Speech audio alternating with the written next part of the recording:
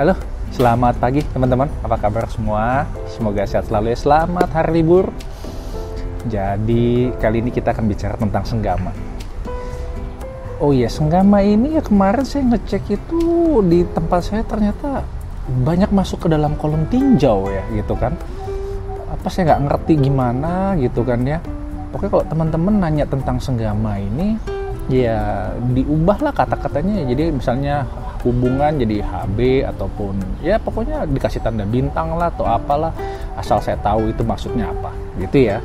Itu yang udah saya lihat itu ada 200-an ya, saya nggak balas lagi lah, nggak sanggup teman lihatnya, udah stres. Sebelumnya ada saya sempat diskusi kan sama teman-teman, ada yang beberapa tentang bicara tentang program anak cowok dan cewek. Sebenarnya mereka yang menanyakan tuh, dok kalau video ini bagaimana, itu sebenarnya video-video yang ada di YouTube itu untuk cowok dan cewek itu sebenarnya bagus teman-teman ya. Cuma yang sekarang ini yang dipertanyakan adalah penjelasannya. Memang untuk bisa mendapatkan anak cowok cewek itu sudah banyak yang menjelaskan, mulai dari senggamanya, ada hubungannya dengan ovulasi, makannya yang ada yang daging-dagingan dan sayur-sayuran, ataupun misfinya dicuci begitu kan dengan cuka maupun baking soda ya.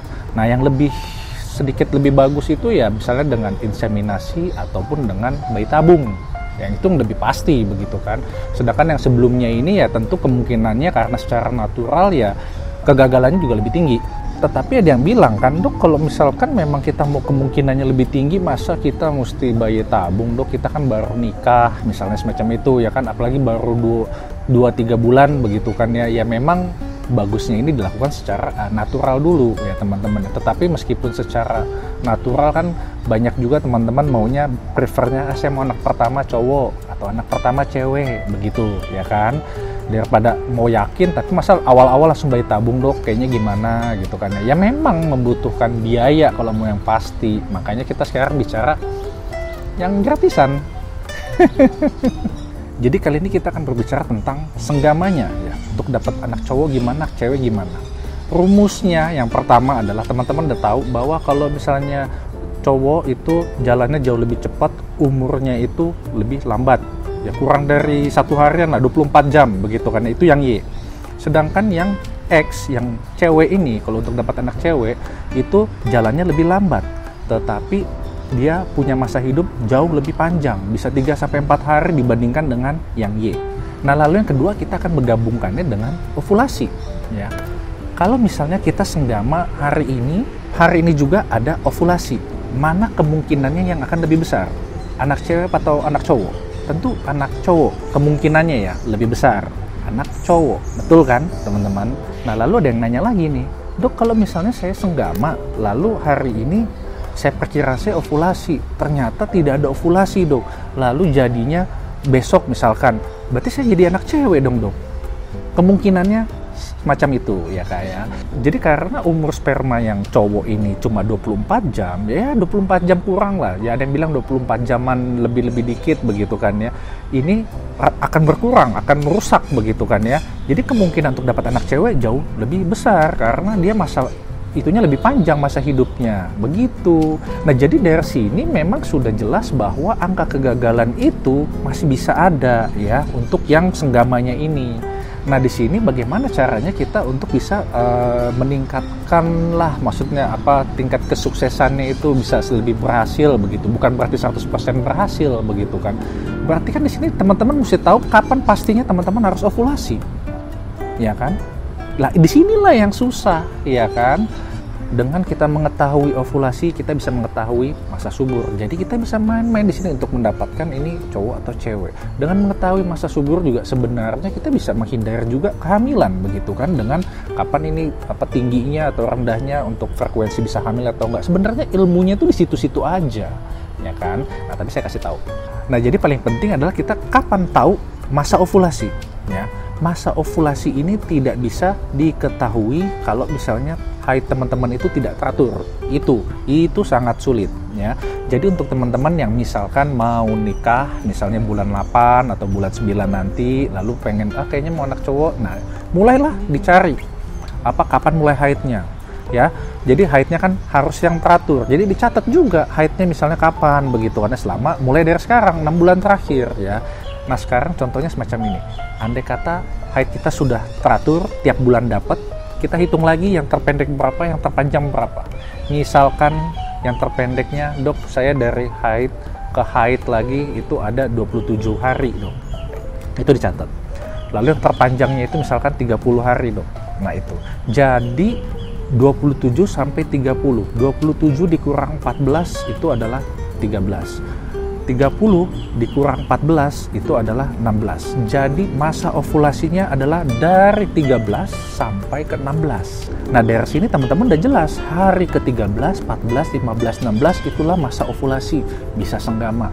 Kalau yang baru pertama nggak terlalu milih-milih, mungkin sikat, senggama terus-terusan, begitu kan.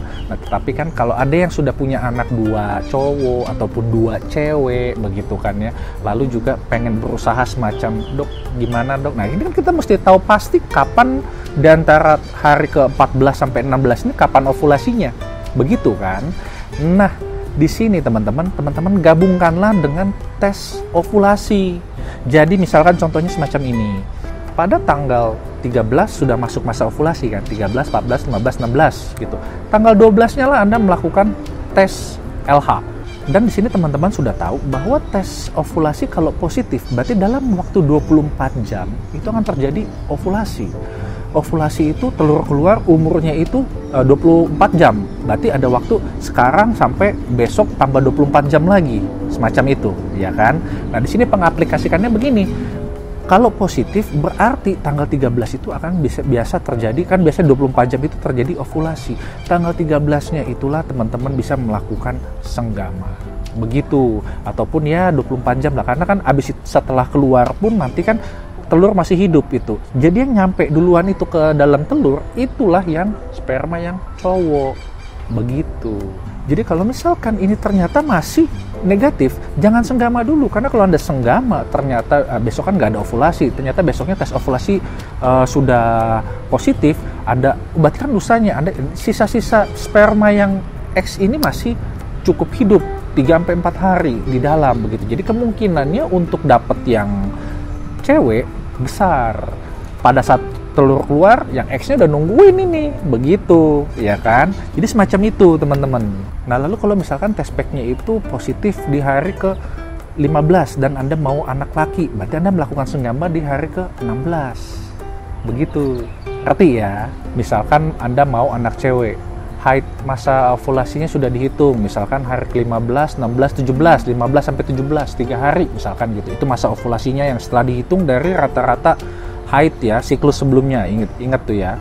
Perkiraan mulai ovulasi hari ke-15, Anda senggamalah di hari ke-13. Jadi kalau hari 13 itu setelah 1 hari kan hari ke-14, komponen Y-nya itu yang sperma Y dalam waktu 24 jam itu kan akan berkurang drastis, rusak dia ya kan ya. Ya mati, mungkin nggak mati semua, tetapi jauh lebih berkurang.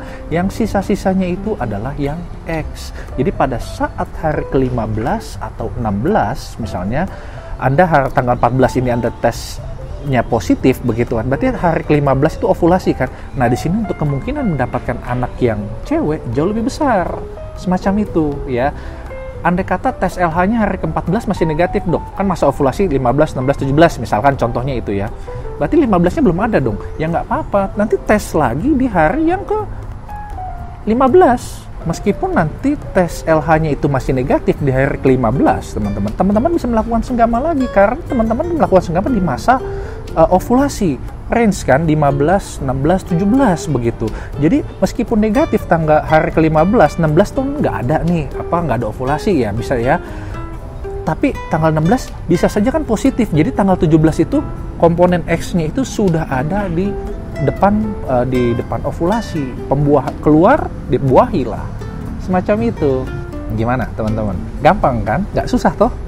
Jadi intinya tuh di sini teman-teman harus tahu kapan itu masa ovulasinya. Masa ovulasinya itu memang berupa range, teman-teman. Memang kalau misalnya satu siklus itu hanya 1 kali, harusnya cuma 1 hari. Tetapi kan kita sulit untuk menebak begitu kan. Yang bisa dilakukan di rumah hanyalah dengan mengetahui setelah kita tahu range-nya ini, masa ovulasinya itu misalnya hari ke-14 ke-5, ini hari yang kemana gitu kan ya. Itulah kita menggunakan tes LH semacam itu. Jadi dua kombinasi ini pun harus bagus. Nah, sudah tahu ini, kapan harus senggamanya? Teman-teman juga sudah ngerti. Tadi saya udah kasih tahu. Memang di sini kemungkinannya akan jauh lebih tinggi begitu, tetapi tidak pasti ya teman-temannya, sekali lagi tidak pasti ya. Mungkin bulan depan saya sudah mulai agak susah lah ya gitu kan ya menjawab pertanyaan teman-teman dengan membuat vlog begitu kan ya. Apalagi jawab satu-satu begitu kan. Sekarang bikin vlog ini kan saya kumpulin, saya jawab semuanya gitu kan. Ya mungkin saya akan jawabnya setiap 3 hari sekali atau 4 hari sekali, itu ya nggak apa-apa lah teman-teman ya. Di sini kan hanya bersifat informasi yang jelas. Kalau misalnya saya bisa jawab, saya pasti akan jawab. Nah, jadi semoga video ini bisa jelas, bermanfaat buat teman-teman. Untuk teman-teman yang baru datang, selamat datang. Untuk teman-teman yang selalu mendukung saya mengucapkan banyak-banyak terima kasih ya Pak, Bu. Balik dulu.